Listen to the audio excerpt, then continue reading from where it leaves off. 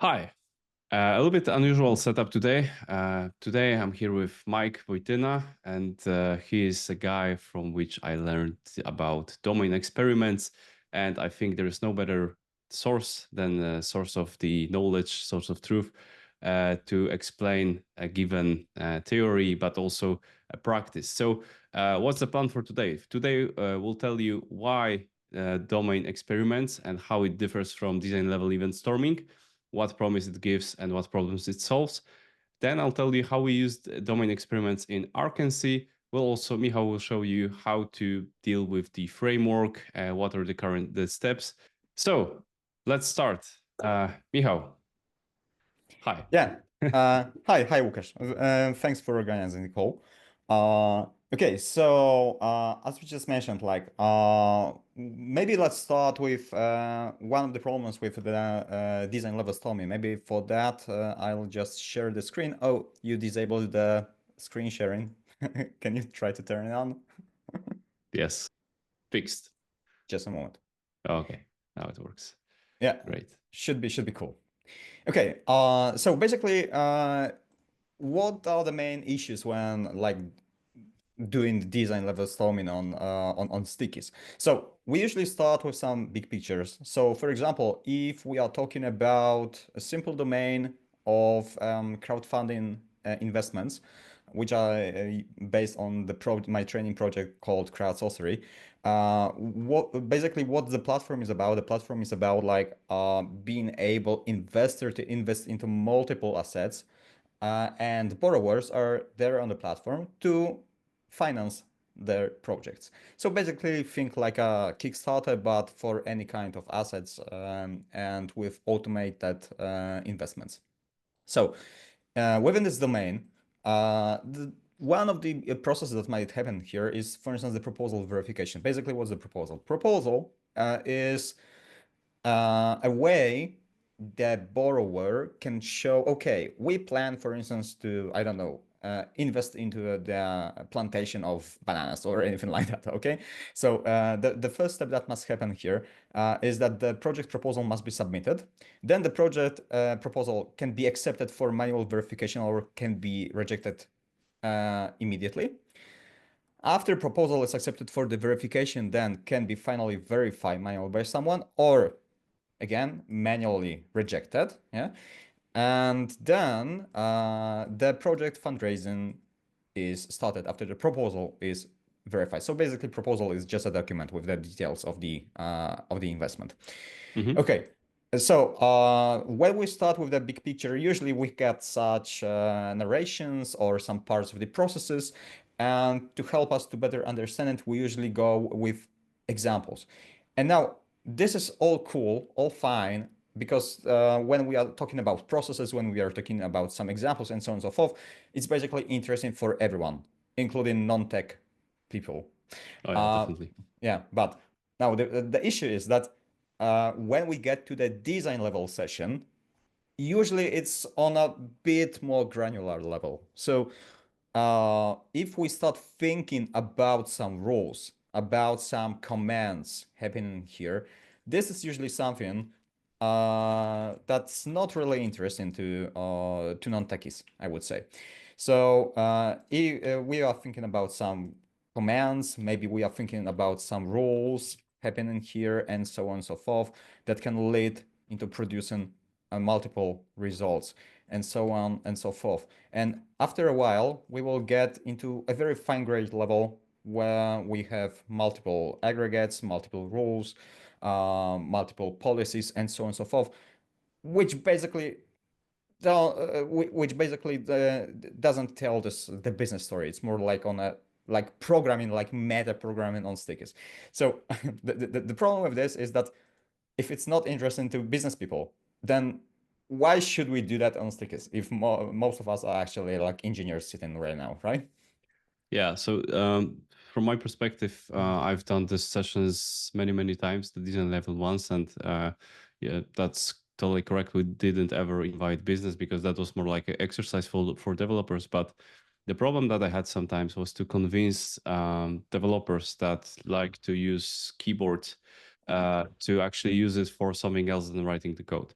And I think that for some of us, for people that enjoy modeling, right, Mm. it's a good approach. But I think that um, we need to have a like very rich toolbox for different situations. And I find that if I'm working with developers who don't really understand it and they are kind of reluctant, then I find domain experiments way better, right? Because it's closer to the heart of the developer. Yeah, that's closer to the developer, but also it's a bit more strict. So when you Mm, have some types, when you have some language verifications, basically you're operating on a bit lower level of granulation, and which allows you to like think about some edge cases, think about how these processes should work, where are the boundaries, and so on and so forth. So basically, it's here to let you ask even more questions than just by looking on stickies, because on stickies everything just looks fine, right?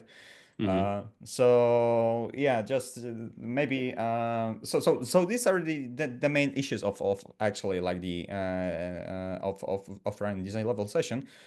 I also um have this experience that, you know, yeah. sometimes you start designing the stickies and it goes fine, but then you start putting it into the code and write the first test. And then that's probably also my poor analysis skills. Just kidding. It just happened a couple of times that um, I discovered something that I didn't see in the stickies, right? When I started writing the code, maybe the type wasn't obvious or just, you know, some new information just arose. Yeah, And if we're able to speed up this process, it's great. yeah, it happens to me all the time, basically. Each time when I sit to the code, I see something more than just what I initially like envisioned. Uh, But also, I think that just came to my mind. That wasn't planned, but I think it may be also a little bit easier to explain if you're in the organization when you know you start experimenting with event storming, for example, and then people are like, okay, but do we need to have so many sessions, right? Because the sessions are very expensive. So if you're a developer and you write a code, that's probably more like obvious and natural for business people to accept, right? I mean, there is the actual outcome in terms of like in form of the code, which is more natural for them. That's why I yeah. think it's maybe also easier to sell. All right. Don't want to prolong that. Yeah, sure. Okay, so exactly as you said, like one of the main benefits here is that basically we don't need to produce anything that which is very costly. Like we can just focus on the domain code and just on the domain code, and that's just much quicker than like doing all the design up front and all and trying to envision everything and then just choose wrong technology and wrong architectures for that reason. Hmm. Okay. Okay, yeah. So basically, these are the problems. I think that's the right time to tell a bit of your story about how you use the domain experiments, and after that, we're gonna probably switch to the definition of the framework and how it works.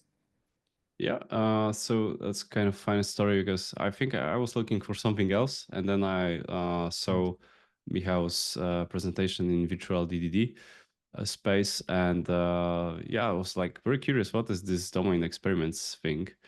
And I watched the video, and it kind of convinced me. So I tried it like on the side, but you know, it felt good. I mean, writing the code, the in my case, it was a plain old Ruby code, right? With just as simple classes and modeling the domain by following this approach. That was really great. And then suddenly we had one of the customers to ask us for event storming session. We did this event storming session together. That was the event storming was about the putting some kind of or designing how the new feature could fit into existing project, right? Um, and what we did, we finished that session. We did go a little bit deeper to process level event storming with developer and management level to just discover the processes and how can they can be translated into the code. And also after that, we prepared some example mapping. And at that point, I thought that, what if we try to get developers more into, you know, developing this and designing the code, not at the design level event storming, which is harder to sell because basically you don't write the code, and do it with domain experiments. So I asked the guy that I decided on how to take this project.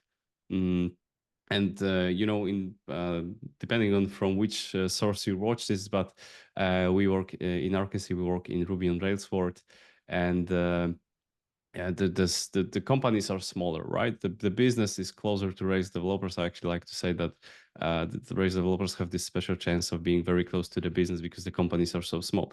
But the guy was both technical and business guy, really smart one, and we started collaborating on this together. We started writing those Ruby code just to map those example mappings into the code, into test cases, and we kind of try to discover new things. And guess what? The questions keep arising, right? We're trying to guess, okay, even from the thinking how to name the class, which of course you can do it in the stickies as well, but then you can see that you have some kind of behavior already, which you just need to name. And from this naming, we started really simple. And then it turned out that after some discussions, we discovered one of the invariants, which wasn't so obvious in the beginning. How did we discover it? Well, by looking at the code and thinking, okay, how can we connect three things together, right? And it turned out that, well, we shouldn't do that because each of them needs to be some kind of unique. I cannot go into the details, but the the really cool thing is that it took us about 2 or 3 hours time box to prepare to simulate entire business process in these simple Ruby tests, right? So you don't care about the infrastructure, persistence, just anything. We used event sourcing approach, of course, but still with in-memory one because events felt just more natural. And in this project, they already followed the events.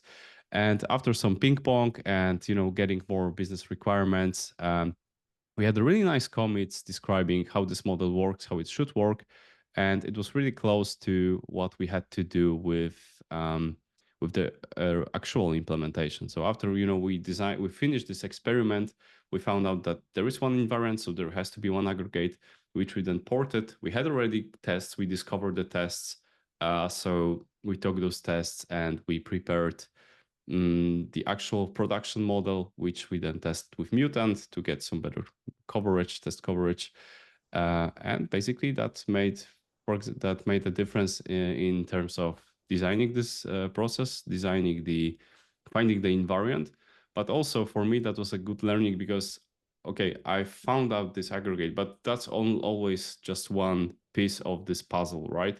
We have those business processes. We have to see how it is used. How it fits into existing processes because as I said, we were not starting in greenfield.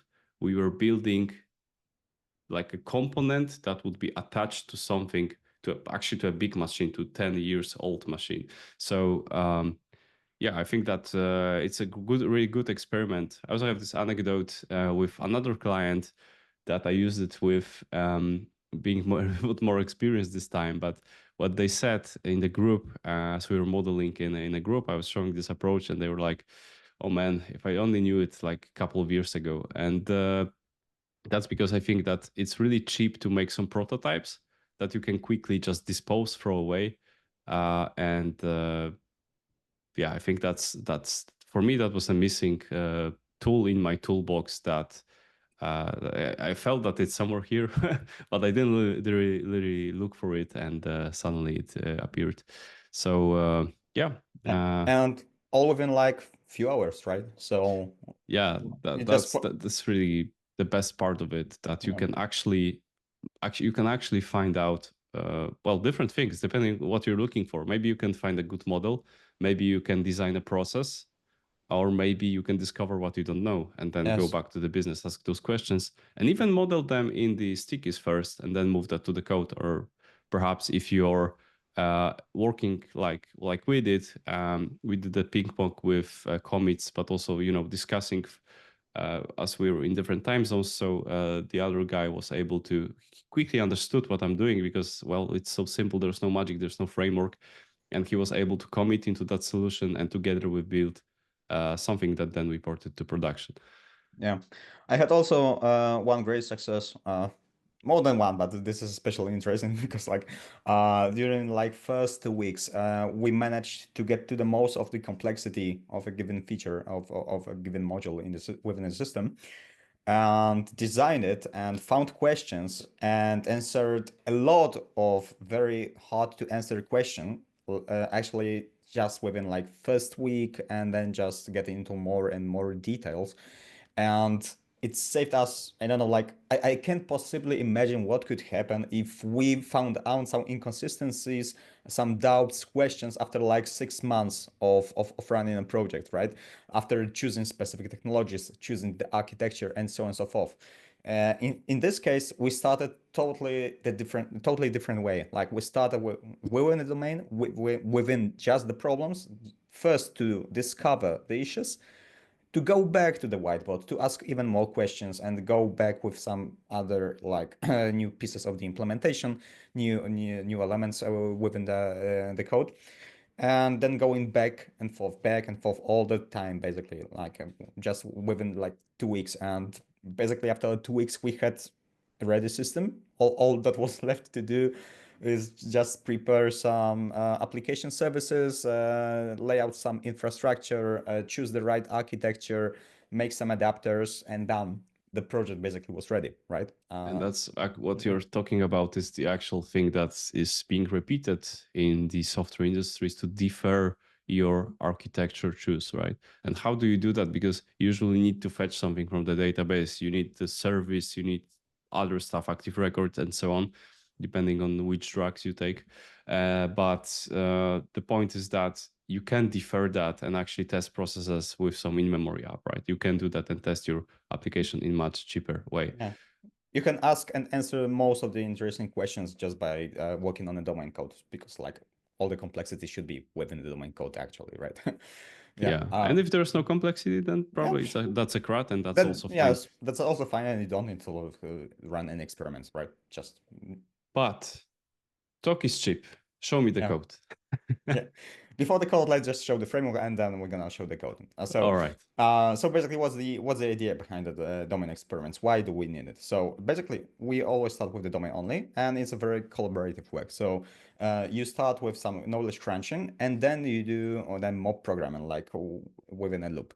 So basically, what I do, I usually like separate two phases. The discovery phase, this is what we don't know. This is here to ask some questions, what we discussed previously, like understand the processes, find inconsistencies, ask some meaningful questions as soon as possible, and gather insights. So basically, that's the idea behind the discovery phase. So what I do, I just start on writing some code, very, very dumb code, just to ask questions, just to lay out foundations of the language. And after some time, we are basically ready to get to the design phase. Like if we have some questions, we answer these questions. Okay, it's time to probably think, okay, maybe let's try to refine it a bit. So we get to the design phase, we design better models, and we go back to the discovery phase. So basically, that's why we would like to use domain experiments. And on a bit more granular level, domain experiments usually look something like that, that you get some input to the knowledge crunching, like some talks, use stone mapping, value mapping, even storming artifacts, product vision board, basically anything that can give you some business insights.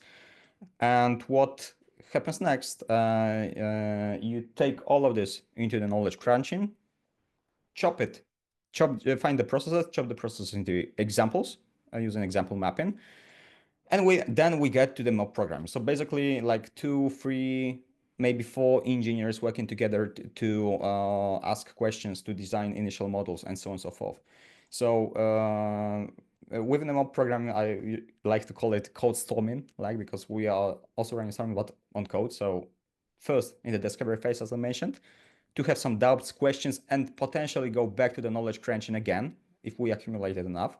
And if we feel okay, probably we are fine to go one step ahead. Instead of going back to the knowledge crunching, we can go to the design code storming level. And after that, probably we will have a bit more granular questions. So probably we would also go back here. So it's like a kind of a loop of a whirlpool, maybe. And after getting out of this loop, we basically have some ideas of what's the best model so far. And for that reason, I use something I call MDR, which is the like ADR, architecture decision maker, but applied specifically to the model. So remember when I said I made commit? That was my Yeah. MDR. Yeah. Yeah. But I would just add one more thing into the knowledge crunching input. I think that I'm not sure if you agree, But when you think about this input, it also could be the archaeology from existing project, right? So if we have legacy project, we can use this, because this is often the problem that I see when we work with our clients, is that they have some kind of model, but that tries to represent entire world, like, I don't know, a big product model, right? And then what you can actually do, you can use this big product and try to split it into smaller ones and see what you're actually looking for, what behavior you're trying to find in different places. And you can use the legacy product model, legacy code to actually get this information. And this is part of your knowledge crunching, of course. But if Yeah. you could also, you probably need to talk to business, because there's a reason why you're looking forward to find a new model, right? Yeah, this is also a valuable input, but you need to be aware that probably it might be badly designed. So, Yeah. so that's something to take into consideration, Yeah. but not necessarily treat as the only source of truth. Yeah, so what I have in mind is that you can find some rules and then try to find the model that you actually need to deal with this new Right. problem that you need to solve. Yeah. Just to extract the rules. Right. Okay. So that was about the framework, and maybe let's see a very short demo. So we had some initial process about the proposal verification here, and we chopped this process into specific examples. So the first example is, for instance, what should happen when borrower is less than 18 years old, is younger than 18 years old, or the borrower is older than 18 years old. So for example, like that kind of two things happening here. So how does it really look like? Well, maybe let's go to the very like empty project. There is basically nothing, just a very initial structure. So let's create some test sources here. I'll express it And in by the way, Java. if you're watching this in Arkency channel, I promise you that we'll do Ruby example in another video as well. And sorry about what you're seeing, but Your eyes hurt, right? Okay. just kidding. I bet you can read this. Yeah. And just domain code. So, okay, so what we start with here is just expressing some examples. So I don't know, it's like project proposal, right? Proposal verification here. So proposal verification examples taken from Miro session. I can even like copy the link here. Why not? Okay, cool. So these are the examples. Now let's get a very specific example here. Like borrower is younger than 18 years old. Okay, so let's just kind of create it here, and I'll just copy paste it here. Okay, so basically this is like some template here, and we got nothing, totally zero code so far. So okay, maybe let's start thinking about. So borrower is less than 18 years old, and we are talking about the proposal verification. Okay, so we need some kind of a something to propose. I don't know, propose projects, something. We don't know how to name it yet. I'll just be dumb and create it like that. I think this is a very important step, because what I observe whenever people even try to redesign the code, they're obsessed with how to name it instead of looking how it should behave and what it should produce, right? Yeah, right. I don't know what should it really do yet. Yeah? So just using dumb names for now. Yeah. Garbage token, basically. Okay, so let's say that this something can propose a project. Okay, so maybe let's just very stupid thing here, just to initiate it. Okay, there is no method propose project here on the system. So let's add it here. Cool. Okay. So now we need to somehow express how it behaves. So we started with events. So why not just copy it here somehow? For instance, project fundraising started, and just maybe change it a bit. Project fundraising started. For now, I'm just using a single event here. Probably we would like to refactor into a stream of events produced by, okay, let's just name it like that for now. Okay, and I am just created it. Yeah, cool. Okay, so proposed project doesn't return anything, so let's change it to return something. Yeah, okay, cool. When we got it ready, basically, we can start expressing some stuff like, for instance, that it's the project about it, or we can say that it returns maybe domain events that can be parameterized with it or without any parameters, and maybe express it, I don't know, in a bit simpler terms, like just created, something like that. Cool. Okay. And then this is not a single event, but a stream of produced events now. So let's say that events, for instance, I add something like that, has occurred, something like that. Okay. And maybe add it here.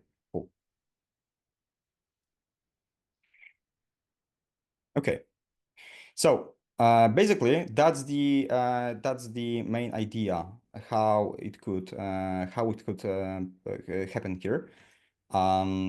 So we started with totally nothing, express something. This is something we could try to execute and then keep adding more stuff and adding more and more examples.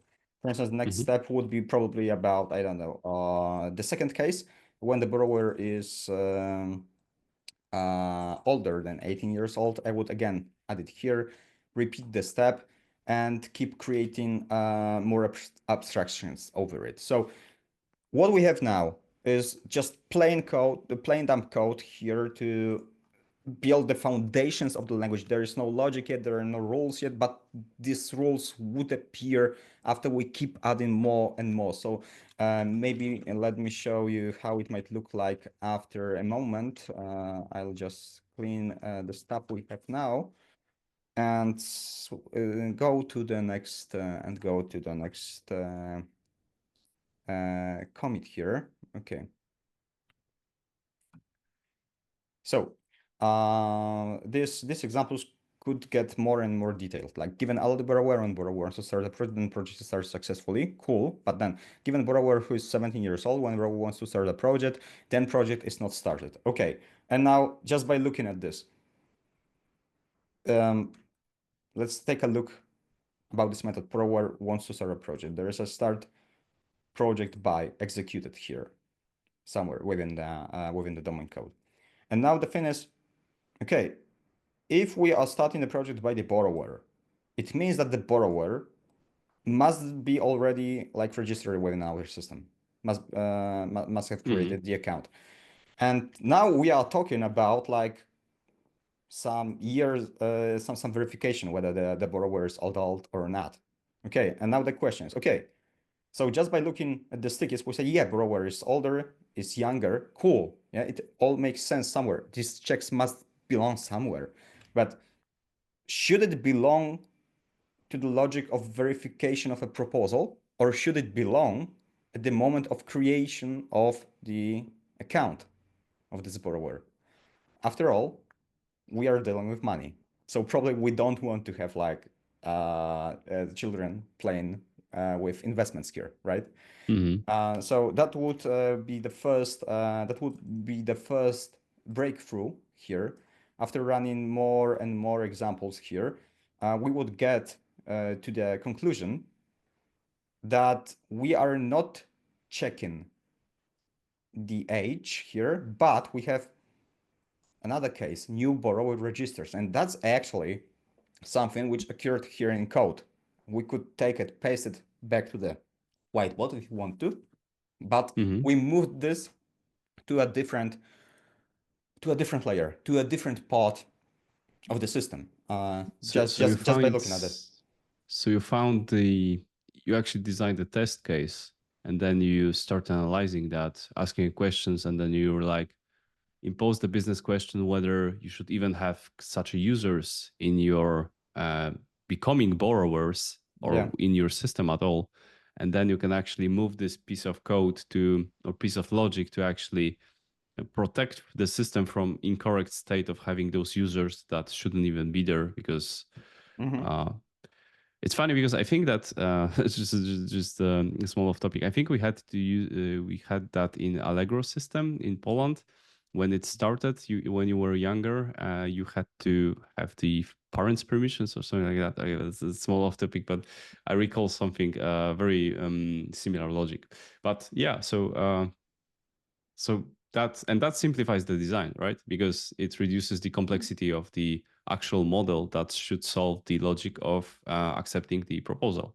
Yeah, just by asking questions, by seeing which systems answer what kind of questions, what types of comments are being handled by them, you just must think in terms of the responsibilities at this point. Even when just Mm-hmm. starting with the process, you must think it when you start coding it, which is not evident when you are doing just it just on stickies, right? Because it looks fine here. Yeah, that these examples, these rules are fine, but probably this is not exactly this process. This is the process of like accepting new users as borrowers, for instance, like Mm-hmm. some KYC, maybe know your client procedures, and so on and so forth. And here is just like the proposal verification. Okay, whether the risk is high or not, can we accept it or not? Maybe we want to run some extra verification, some manual verification, for instance, if it's the goal is greater than, I don't know, 10K, and so on and so forth. And that's how Mm-hmm. exactly it would look like. We would take another example. We would switch yet further here to the next steps, and after a while we would have more and more examples. Like you can see, there's the funding a project and managing a project, different things here.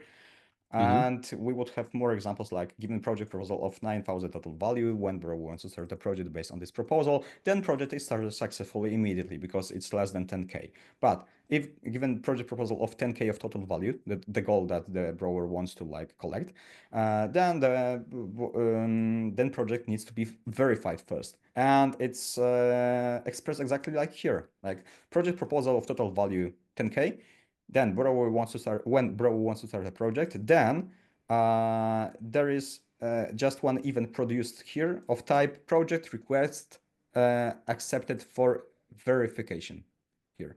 So Mm-hmm. more and more roles, more and more like cases, just by looking at these examples, probably with some insights and maybe totally redesigning the system in the meantime, or at least asking meaningful questions. Okay, so basically that's about the demo here. I think we Uh, should do a longer one next time, yeah, just from some modeling session, maybe even live to with some questions. That would be awesome. yeah, Uh, that might be really interesting. I'm also running like workshops about domain experiments, so yeah, that we can run it even for like few hours to see in a full scale. Sounds great. All right. If you would like to find Michał in social media and over the internet, basically, I will insert the handles in the links description. Michał is also running the workshops where he's teaching the domain experiments. Of course, there is more. There is this process of finding those questions, heuristics, how to think about that, because we are kind of looking at the artifact that I believe had some thought put into it. So it's not that easy. I think that in the beginning, you usually start about talking about the user, which evolves into borrower. We also do similar workshops in Arkency on the domain experiments. So if you're in the Ruby on Rails world, then feel free to hit us as well.